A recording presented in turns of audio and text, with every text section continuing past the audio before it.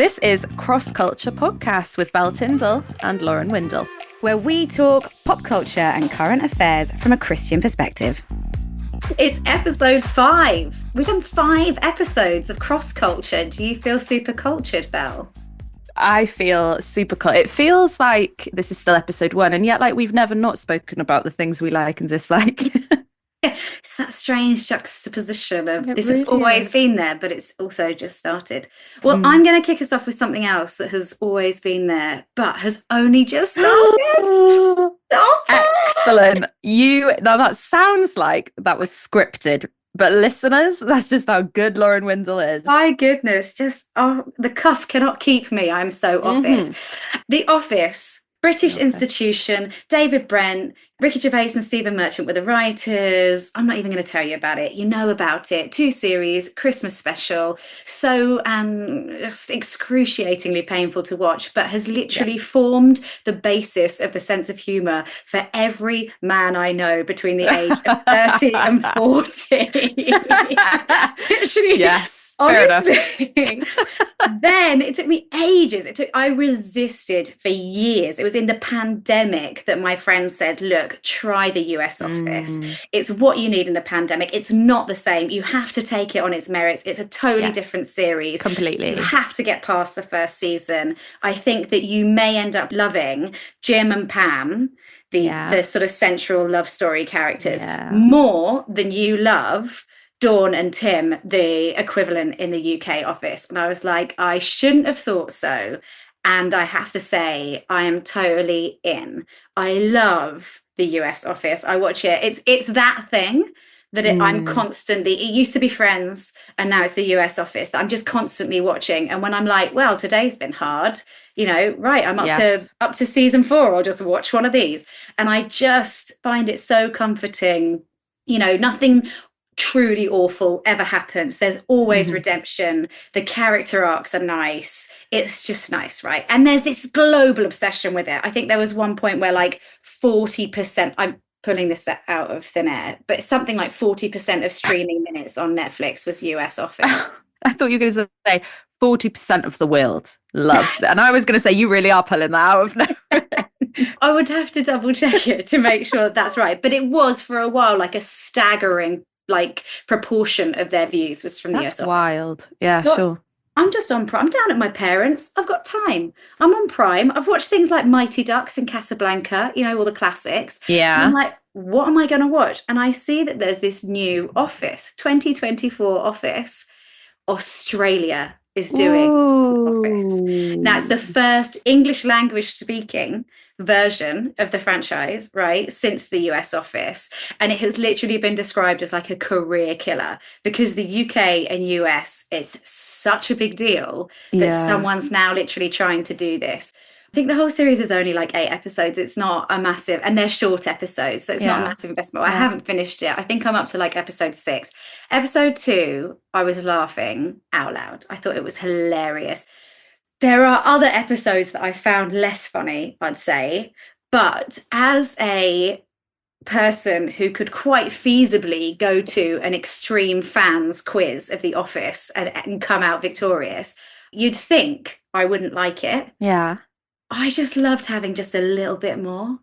Really? Just a little bit more. Okay. Also, the boss is a woman this time. Michael Scott's a woman. David Brent's a woman. David Brent's a woman. She's called Hannah something. And how does that go? Oh, she's toe curling. But she is like the bosses I've had. I've had female bosses who want to be a little bit alluring, who want to be a little bit seductive, who really want to be liked, much in the same way that you see from Michael Scott or David Brent, but it does manifest itself in different ways, right? Okay. And I think she represents them really, really well. Wow. She's a bit of a liar. She's a bit like, and there's stuff like that you're a bit like, okay, like, yeah, I guess. I think that there are exaggerated elements that put me off a bit. The Telegraph hated it. They gave it 2 out of 5. Radio Times hated it. They gave it 2 out of 5. Guardian hated it. They gave it 1 out of 5. Lauren's giving it like a 3.5 out of 5. Okay, that's generous. It's like, it's fine. That's a 7 out of 10. That's okay. Sure. It's Yeah, a 7 out of okay. 10's all right. That's so like the actress who plays the female Michael Scott, Yeah. just the bravery. Like you say, the Yeah. bravery to even touch that Oh after the yeah. absolute avalanche of success from the American one.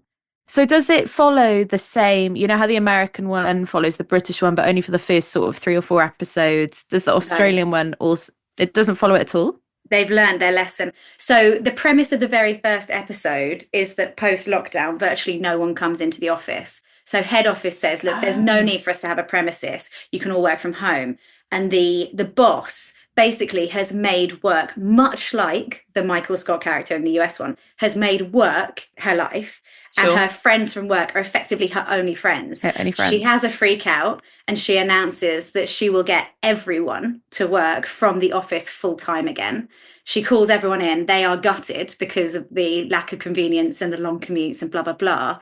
And it slowly comes out that actually that was her Yeah. choice and not a head office sort of requirement and blah, blah, blah. But it is interesting and it is different. It's in a sort of post COVID world. Things happen on Zoom. I think if you're an Office fan, I think the most Christian thing to do is not to is Don't not bring to grace into this. Don't bring not Jesus into don't this. don't compare it to what's been before, you know? No, fair enough. Take it as it is. It's not as good. It's not as good, but it's something, you know? Yeah. I would be interested actually in an American or a British reboot when it's this post-COVID hybrid life. Same characters. Same characters, but actually would it work? Because the whole point, and I have to pick very carefully when I watch The Office because it makes me feel a bit claustrophobic. Because the whole point is that they are stuck in this office block, and it's the dynamics that happen when you are stuck in one room with all of these people, with all the highs, the lows, the beauty, the annoyance, all of it. And actually, would it work if there was like a bit of freedom, if that bubble was burst a little bit? I guess I'll have to watch the Australian one to find out. Yeah, you'll have to. Yeah. Gosh, I think a lot of people listening maybe wouldn't have, no, most would probably, but lots of people wouldn't have had that time, that like stretch of 5 years where you're Yeah. just in the same office. You spend more time with those people than you do with your Mm, family or your mm, partner. And there is something beautiful, but something yes. bizarre about it. And I miss it a Yes. bit Yeah. because it forces you to get on with people who you really Yeah. don't want to get on with. Oh, 100%. So I did my little stint of that. I worked in a dental lab. Fun fact Stop about Belle. it. Yeah, I was the receptionist slash office manager for a while. So, and it was literally that because you have to go to a lab every day. You can't be doing lab work from home. Mm. Happiest years of my life, I reckon. Yeah. So I was the Truly. events manager for a restaurant group, and we had an events office in Holborn.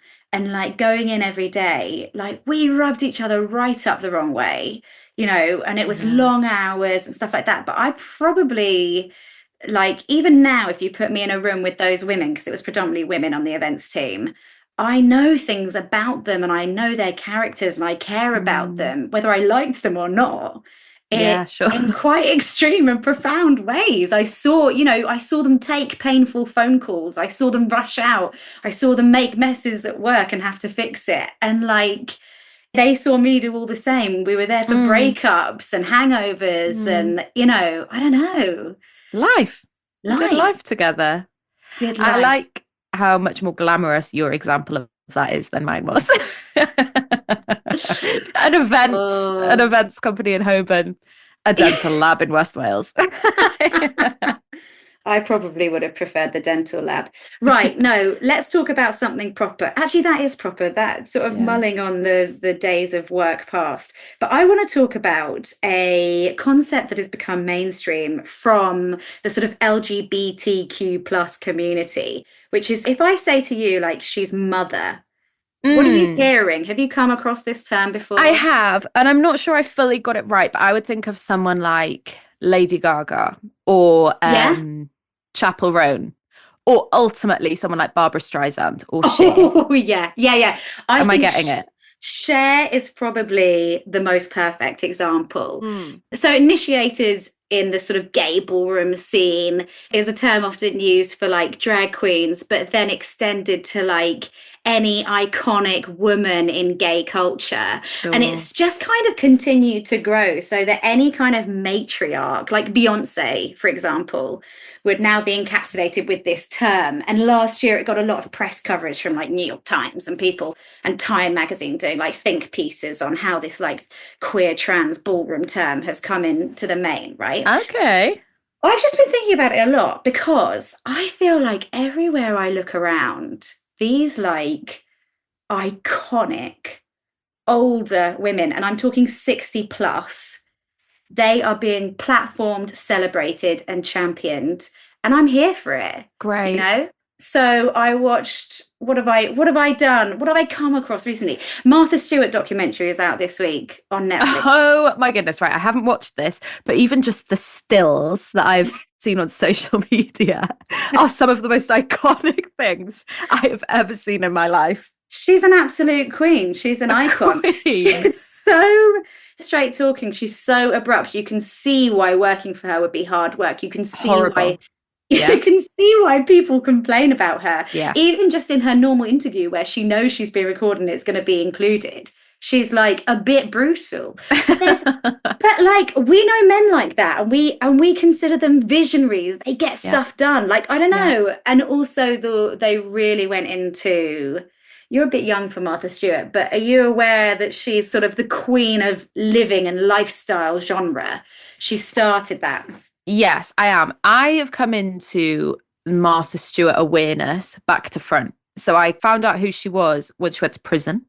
Yeah, fine. And then it was like, okay, now reverse and figure out who she was pre-prison. That's my Martha Stewart journey. Like the perfect housewife, but having a lot of issues at home in her marriage. Okay. Then she was convicted and went to prison for 5 months of insider trading. And to hear her side of it, it was very much a witch hunt, or they called it at the time a bitch hunt in the press, because people didn't like her, so they just went for her. Wow. But there's obviously conflicting understandings of that. She maintains her innocence, but she has been found guilty. And then so she went to prison, came out, lost her billion dollar company, lost everything off the back of that, her relationship, lots of things, but has had this kind of resurgence, partly because she's embraced social media and TikTok and stuff like that. And she's good friends with Snoop Dogg now because she met him on a Justin Bieber roast. Wow. Tell me that's not iconic. Tell me that is not Mother. Right, here's a little riddle for you. How do you get Lauren to buy Good Housekeeping magazine? Oh my goodness. Do you put Martha on the front of it? You put Dolly Parton on the front of it. Oh, close. Dolly Parton. And also Liz Hurley's been in Grazia sharing her plans for Christmas. Like, these women, to be fair, they are exceptionally attractive older women. But, you know, they are just taking over. And even earlier this year when Philippine Leroy-Beaulieu she is from Emily in Paris, the older woman who runs the agency. I've never seen it, but I'll trust you. Okay, fine. So Sylvie, who runs the agency, she's 61.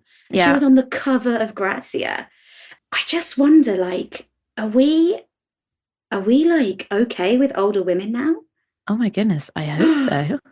Me too. I hope so. Is this a gift from the LGBT community? Because the thing is, what I'm wondering, and this may be incorrect, because actually I haven't thought about it before right this second, but they're appreciating women with absolutely no regard to whether they're sexually attracted to those women. And when you take that away, there's so much to appreciate that is overshadowed by the fact that because women age and people find them, you know, or media sort of paints this narrative around them that as we age, we get less attractive. Well, that's not a consideration for that. Maybe the LGBTQ plus community are able to extract the sex and just see the woman in a way that the world hasn't. Belle, that's genius. Well, you just very adequately polished up the turd of a thought that I put out there. But yeah, that's pretty much what I'm saying. I think when it's we such a gift. Sexualizing, we celebrate. Yeah, we do. And I love that. And that's not to say that Dolly Parton and Cher and Martha Stewart and Barbara Streisand and aren't super attractive, sexy women. They absolutely are. Mm.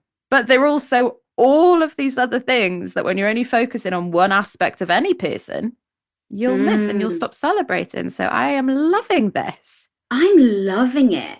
I am absolutely loving it. I do think we've got to consider the very real possibility that Cher has got some sort of elixir of life, though, because she basically looks like she did when she was 29. Rumours going around that she's a vampire, but we probably shouldn't be worried about it. If she is a vampire, let's just let it be. That kind of rumour. Yeah. I like that. But no, I am very much for this trend. This is wonderful. I love it. The concept of celebrating people and respecting their achievements and their wisdom and their inherent beauty, regardless of their age. You know, there's proverbs that speak to that. And it's just so, as a woman, it's just so encouraging. And I'm like second half of 30s, mid 30s, even though my brother-in-law likes to say mid to late anytime I say that. Mid to late. Yeah. So it's a time for a woman where you think a lot about the fact that you're aging. So to have women celebrated for, you know, and given platforms and a voice to speak, and, you know, I just really love it. It just makes me feel it makes me feel like life is starting, you know? Yes, absolutely. That's so good. Okay. Another viral moment that I've picked up on, as well as Martha Stewart just ruling the world, is social media. So you're at your parents' right now. Yeah. Last weekend I visited my parents, and they are, I know, it's just a lovely vibe, isn't it? When you've, anyway, they're big fans of the Graham Norton show. Aren't we all? Yeah. And so whenever I'm home, that tends to be a staple part of my visit, is I will watch the Graham Norton show with my parents. And a couple of weeks ago now, Saoirse Ronan, the actress Saoirse Ronan, was on there. If you don't know her, she was in Atonement when she was like really little. And then she's been in lots of things since. She's been in Little Women. She's been in Lady Bird. She's super cool. She's my boyfriend's celebrity crush. And that's fine. She's very, very, very cool. Anyway, she was on the Graham Norton show with Eddie Redmayne, Paul Mescal, and Denzel Washington. And they are having this conversation, and we're going to put a clip up, and then I'll explain what you've just listened to. Find some of the techniques, though, that you learned. Like some of the things Paul taught us is how you can use your phone if someone's attacking you, the butt of your phone to go for the neck. Who's actually going to think about that, though? If someone attacks me, I'm not going to go phone. I think him. One second. Sorry, 1 second. That's a very good point. Yeah, but I like the That's what girls have to think about all the time. Yeah. Am I right, ladies?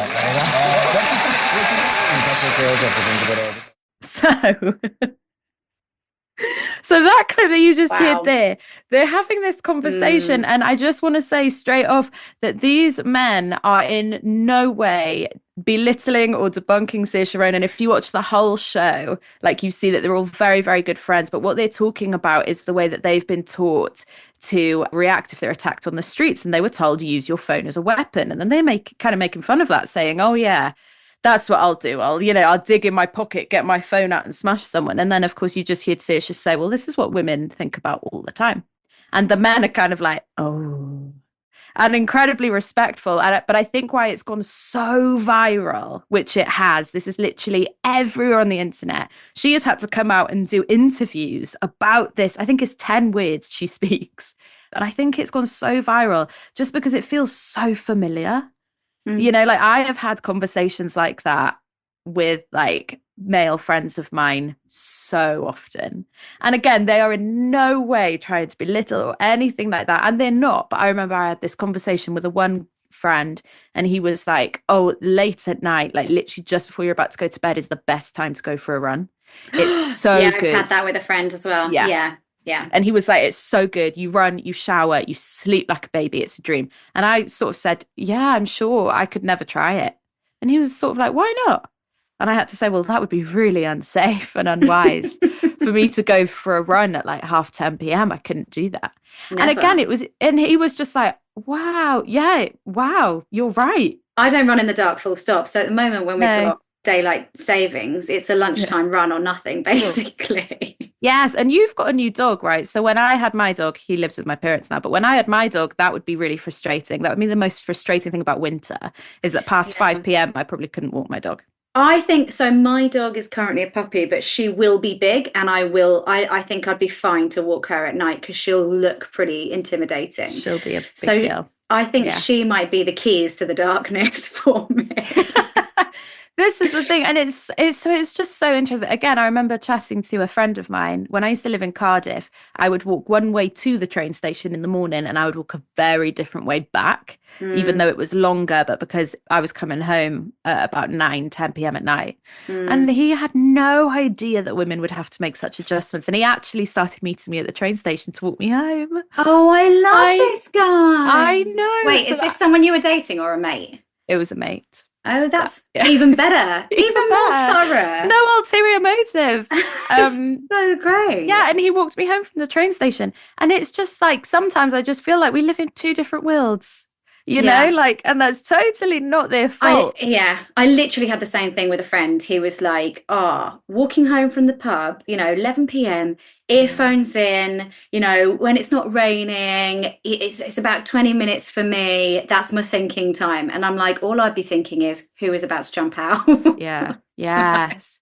Absolutely. And the things we do, I had that literally on the weekend. I was walking home on my own from a pub, and I asked, so I'm quite new in the city where I live. And so I said to my boyfriend, which way should I go? And he said, well, I would go this way, but I would suggest you go that way. Like literally streets. And it's the UN development program, they released something in 2022 that literally says that cities were designed by men for men, and women are at quite a severe disadvantage if they live in them.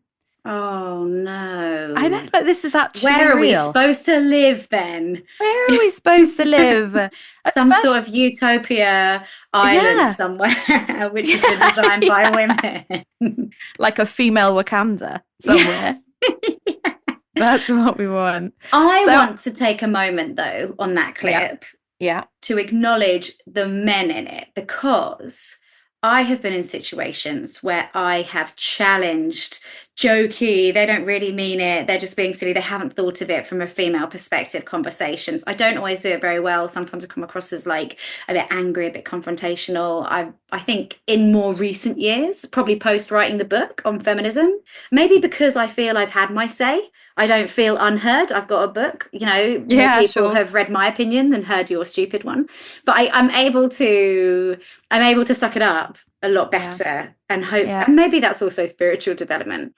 But even with the nicest group of men who want to hear that, they are inviting you to introduce different perspectives into their sort of consciousness. It's hard. It's hard to hear someone go, you have missed the mark with that, because everyone wants to be thoughtful. Everyone wants to have accommodated for that and be the voice of change and the positive support to people who struggle, right? And I think that they took it well. There was no defensiveness. There was just like okay.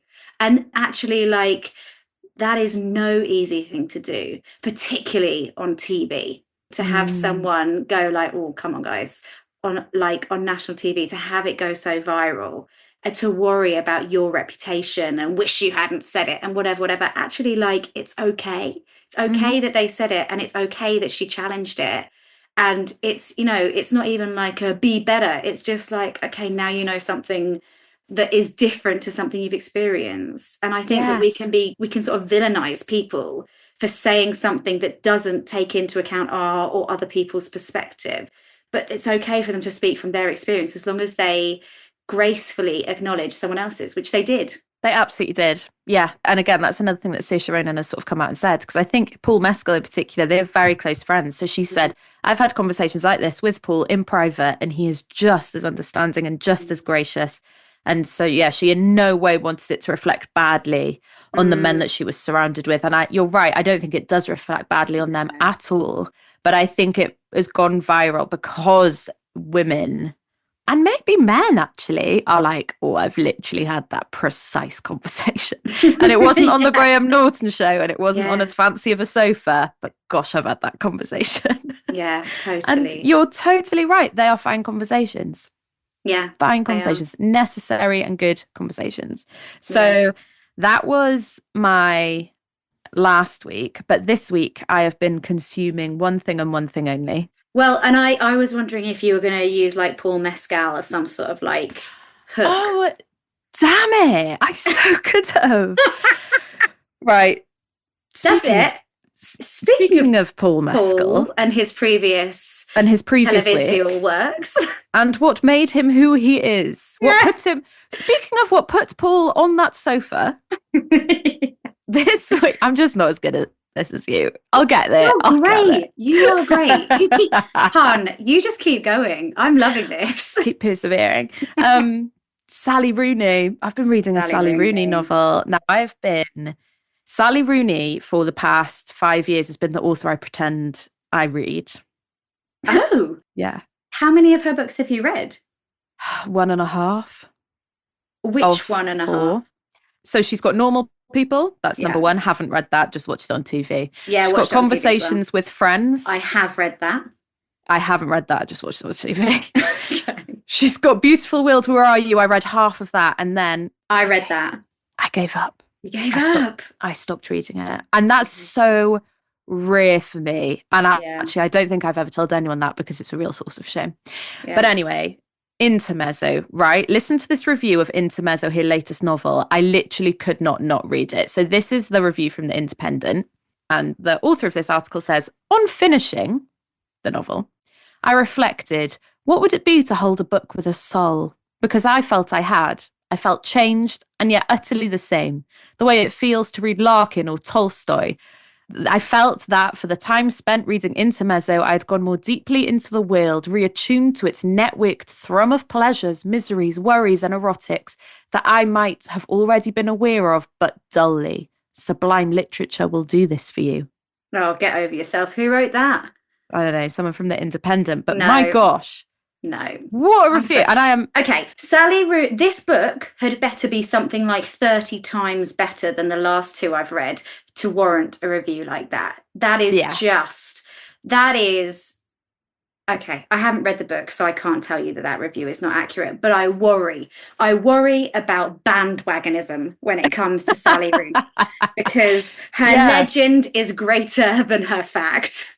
Well, this is the interesting thing about Sally Rooney is she's actually funnily quite divisive. It's almost like she's a victim of her own success. So she's got so popular that her initial little core of like fans now resent her popularity. But then you've also got people a bit like you who are like, no, she's not worth her own hype. So she's a victim of her own success in many ways. But I am nothing if not a joiner in her. I am nothing if not a bandwagon hopper on her. You love that band. You are just riding that bandwagon. I love a bandwagon. And so this week I've just hopped right on it. I've made my home on the bandwagon. Gosh. I've read Intermezzo. Do you like it? Intermezzo. I do. I find it Is that review actually like accurate in any way? Or is it just pure hyperbole? I think it's a bit of both. It's a good review to up to 11. Like there's a core of truth in there, but they've just tried to write a really good review. I don't think I'd use the word sublime for sure. Okay. But it's about a set of 2 brothers in Dublin, obviously, always. 2 brothers, and they're both grieving the recent death of their father, and there's about 10 years between them. So one is kind of mid to late 30s. Hello. Yeah. Sounds like you and me. And the other one's younger than me. He's like early to mid 20s.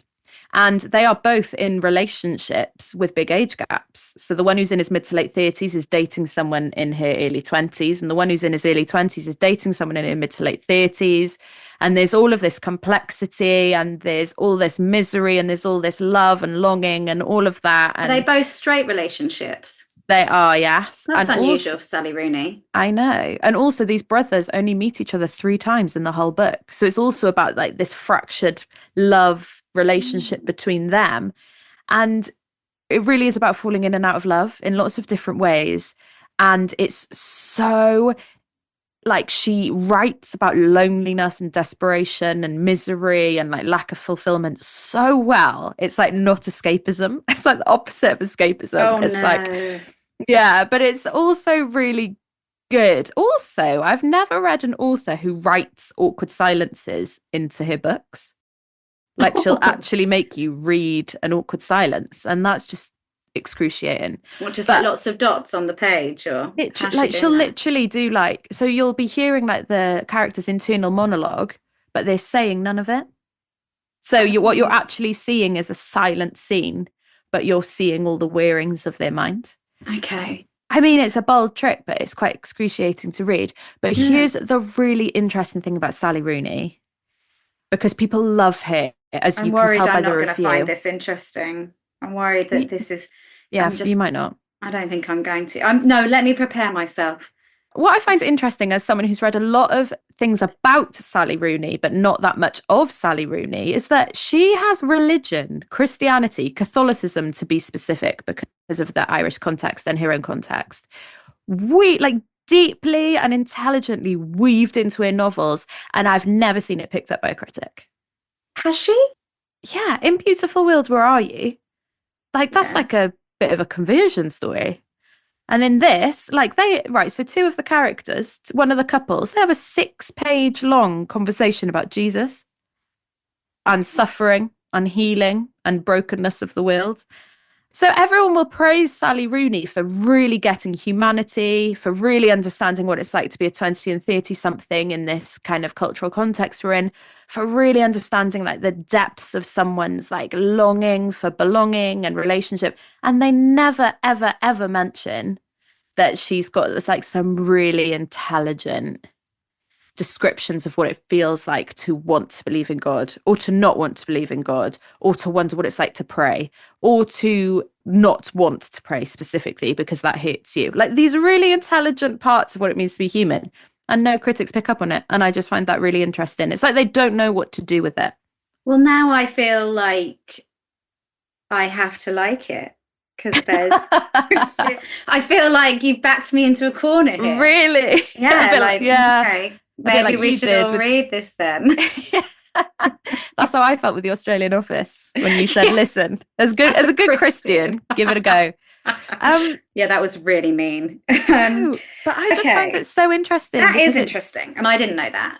I think my experience of anyone who has been raised in Ireland, Northern Ireland, or main Ireland is that they have quite complex. They are not neutral when it comes to religion, Christianity, Catholicism, being Protestant, whatever. They have opinions, they have a context, they have experiences to bring to the table. Sometimes good, sometimes bad. So that makes sense that there would be nods to faith in the book. Yeah. I mean, a 6-page Jesus chat is more than a nod, isn't it? That's more than a nod. And it's totally weaved through. And so what I wonder is like if people who aren't Christians literally ignore it because they don't really know what to make of it. And so they're a bit like, we'll just leave that bit because you're right. It's probably just part of the Catholic context.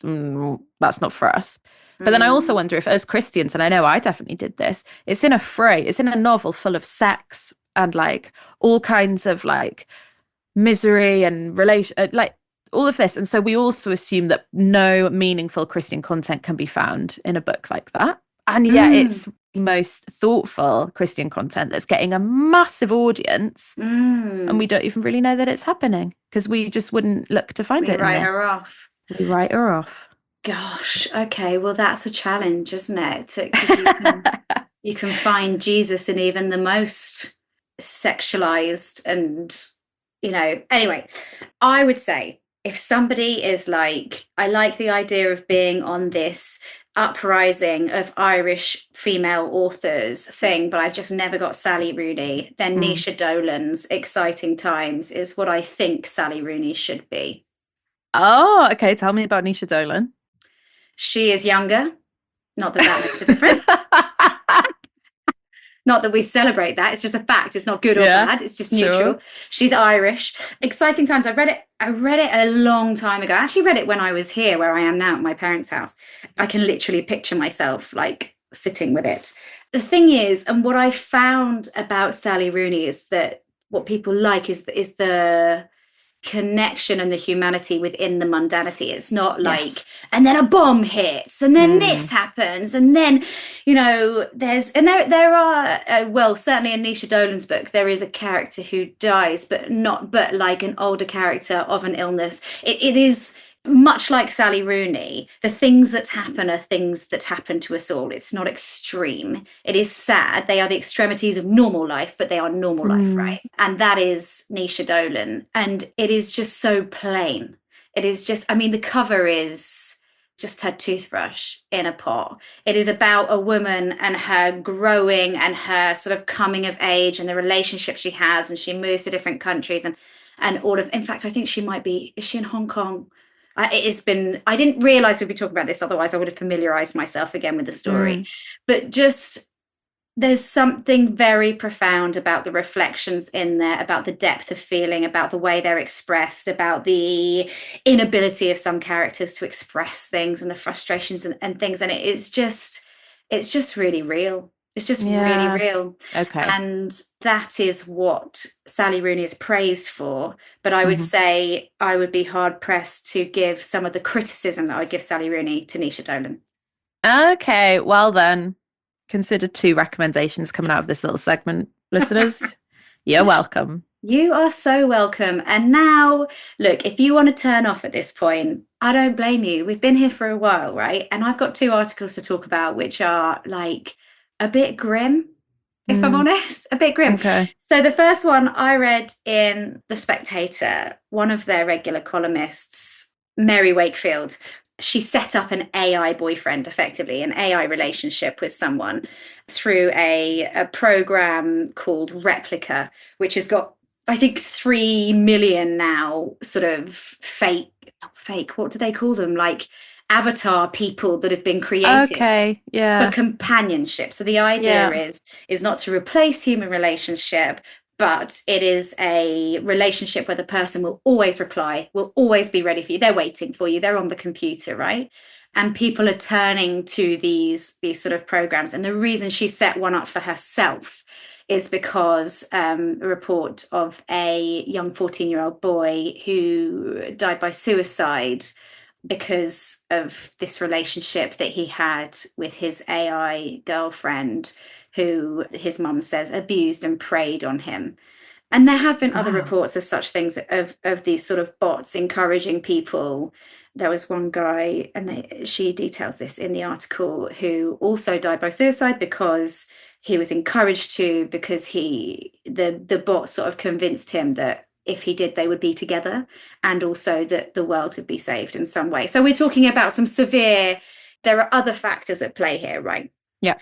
To be honest, it's quite a tongue-in-cheek article. And she says, like, she told this bot not to reply to her, you know, like, hey, I'm going to say bye, don't reply. But it is fundamentally programmed to always respond. So it just can't do it, you know, like, and then there's this quite funny sort of interaction, like transcripted there, where she's going, no, I told you, can you just not say, can I just say bye? And then that's it. And then she goes, bye. And he goes, bye, beautiful. Bye, love you. You know, things like that. It's just, there's something quite cloying about it, about, you know, that is a restriction, that there's no sort of autonomy around responses. It is just programmed to respond. And whilst it will adjust its response to what it believes you want and what you feed back into it, it's still, I don't know, it kind of takes me back to what we were saying about working in an office, right?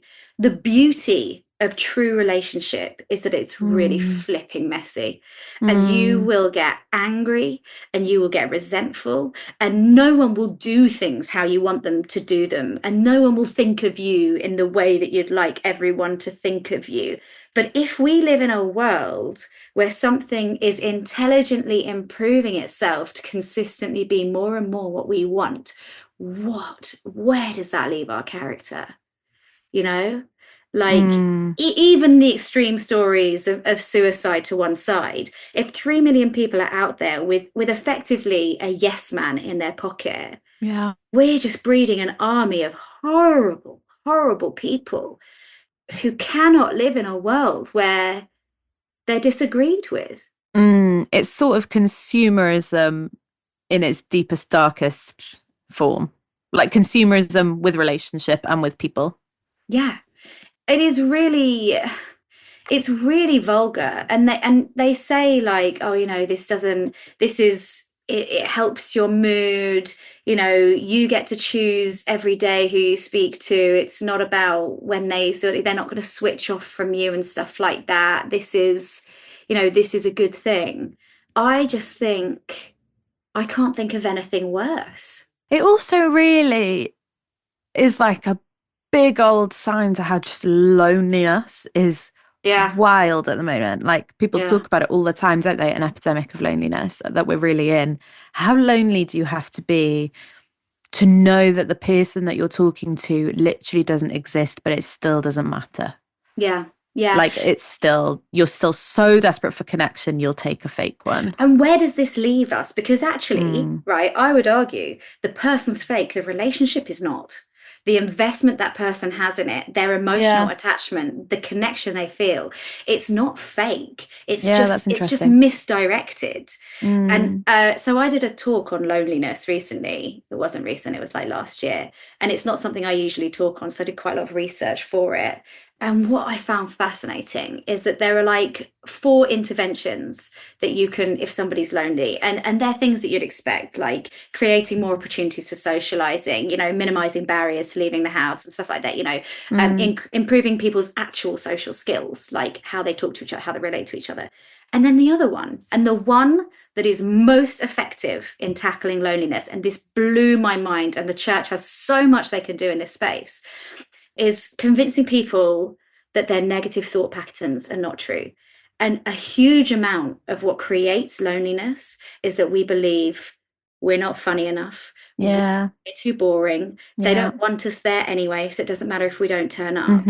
If people can know that they add value to a space, even if they only go out for one meaningful interaction every 2 weeks, they are infinitely less lonely because they feel valued. They feel like they're adding something. Yeah. Just by being them in whatever state they're in. That's kind of where so I've been a Christian my whole life, so I cannot imagine not having the precursor of like, you're loved just by who you are. Now go out and do that. As opposed to what people who don't believe that would be like, you're not, so go out and earn that. Yeah. And then come can home you with imagine? it. Oh. This is the thing, is one of those things that I talk to my friends about all the time, and just anyone who listen, I literally can't imagine the weight of emotional pressure not having this, like, and like, come on, I don't do it perfectly. Like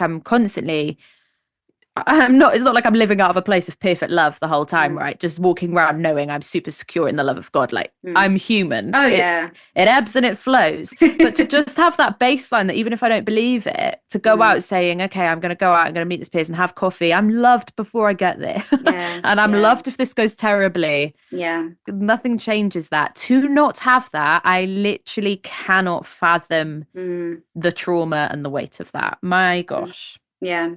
It's just another way that Jesus is amazing. Which brings me on to the final thing we're going to talk about, which is the grossest thing we're going to talk about. And I would say I've done a bit of investigating into this so that you don't have to. I'd say that what we say in the next 3 or 4 minutes is probably enough for us to have a good understanding of what's going on in the world and be adequately equipped to handle the culture whilst staying close to Jesus.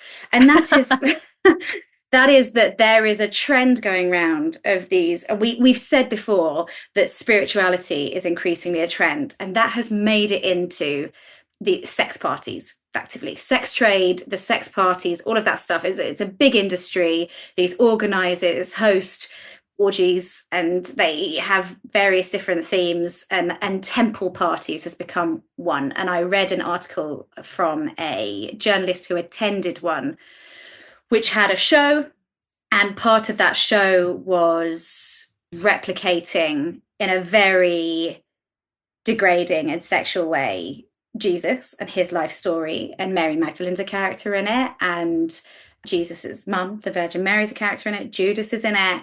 And they describe it as sort of an immersive, erotic theatre ritual experience that ends with everyone, having sex afterwards. So, look, I read up about it. It's highly offensive. To read it is, I think, pretty painful. and to, have documented the sort of ways that people are treating Jesus and this story. And I cannot tell you how little I enjoyed it. But one thing I picked up on from this article, because the journalists not only sort of experienced the party, but spoke to the organisers, spoke to the actors who are portraying the characters. And a couple of quotes from the article, like, we spent millennia being told we were born of sin and the cravings of our loins were inherently shameful, right? And then when the journalist spoke to the actor who plays Jesus, he said, at one point, I was going to church 5 times a week. I prayed the gay away for 9 years. I felt like everything that was true to me was wrong and a sin. It was built upon roots of shame. And then the actor who played Mary Magdalene, she said that she's sort of from Bible Belt, US. This party was based in Canada rather than the UK. And she felt shunned by her church at the age of 13 when she started having sex. She said, I used to have a purity ring on my finger right here from the age of 5. And she was often told that sex is profane. So look, this sort of outpouring of sexuality and the fetishizing of something so pure and so holy and a sacrifice that is not to be laughed at is horrendous. But the lesson I took from it is that people who feel hurt by the church and therefore by God and judged for their decisions or their attractions or whatever, people who believe they've been treated unkindly, and we don't know these individual stories, but we are all aware that the church can be judgmental and unkind and pretty cruel to people who don't conform, that those people will lash out, that they get angry, that we push them so far away from the love of God, that this kind of behavior becomes a sanctuary when that should be exactly what the church was, gay or not, sexually active or not. And I feel like reading the article, learning a little bit about it, I feel like everyone has lost in this scenario. Yeah, that's what those 3 quotes or whatever, they just like ooze pain, don't they? So much pain in those people, and that's awful. So really, it's an event. It's something that's really preying on people's hurt, people's trauma, people's pain. Yeah, but they describe it as a healing event because so many people have been hurt by the church. They get to reclaim the sort of intersection of their spirituality and sexuality. And they're not claiming to be a Christian event, but they're claiming to almost like take the power out of the pain the church has caused them. I've probably got no words of wisdom on that. That's just sad. I think we all have a responsibility to make sure that people know that the church is their safe place. It is their Father's house. Yeah. They may not be behaving in the best ways, but in time and with careful discipleship, the right people, the very closest people to their lives, can challenge them on that. But regardless of that, whether they never change, they are welcome and loved, regardless of any sin. They are welcome in their Father's house to pull into him, to bring their lives into his light. And it just feels like we've just done that wrong. I know. Yeah. I know. You can't even feel angry. You just feel sad. I just want to give everyone at that party like a massive hug and be like, I'm sorry you feel that. I'm sorry that you've been pushed and that this pendulum has swung so far the other way that you're unable to see the beauty in what you're mocking. Yeah, absolutely. And I could go on a real totally off-piste Mary Magdalene rant about the way she's been remembered, but I shan't. I'll leave that for a different episode. Oh, let's do that though, because I've got one of those in me as well.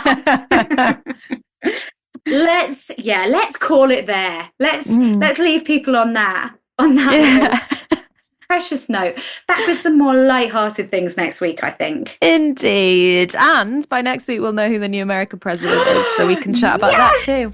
Oh my goodness. Hopefully in celebration. And I don't need to say who I'd be celebrating. I think I'm pretty transparent, but we'll see. There you go. So we will talk about that next week. We will.